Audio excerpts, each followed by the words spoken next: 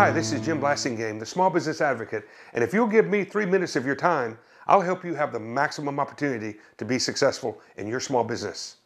Now, let's talk about your global business strategy. In case you haven't heard, the 7 billionth Earthling was born recently. For the global marketplace, 7 billion prospects are very exciting.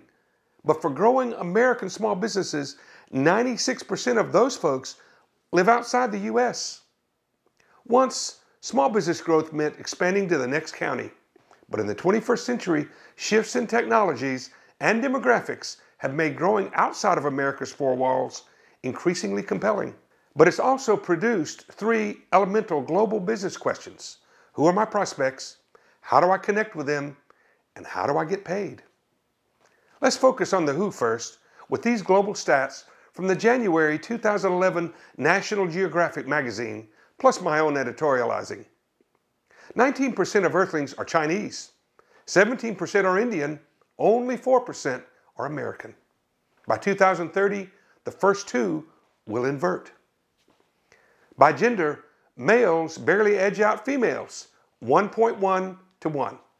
But my demographic experts report wide swings in median ages among countries, which must factor into any export strategy.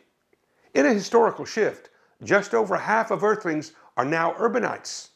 Remember, city folk use different stuff than their country cousins. Here are global workplace profiles. 40% of us work in services, 38% in agriculture, and 22% in industry.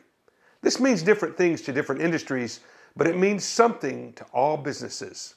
English is the international language of business, but it's the first language of only 5% of your global prospects. When doing business outside the U.S., be culturally sensitive and patient with the translation process. Breaking news: 82% of your global prospects are literate. If you can read and write, you can improve your life, which explains the growth of the middle class in emerging markets. A growing global middle class means more affluent consumers. Computers are luxuries for most Earthlings, but cell phone usage is exploding across the globe, and billions who never owned a PC or used the internet will soon do both with a smartphone. 2 words, Benjamin: global mobile. Even though India and China are much in the news, American small businesses should consider export opportunities in our own hemisphere first, especially where trade agreements are in place like Panama, Canada, Mexico, Colombia, and Chile. In part 2, we'll address the other elemental questions. How do I connect with global prospects, and how do we get paid? Write this on a rock.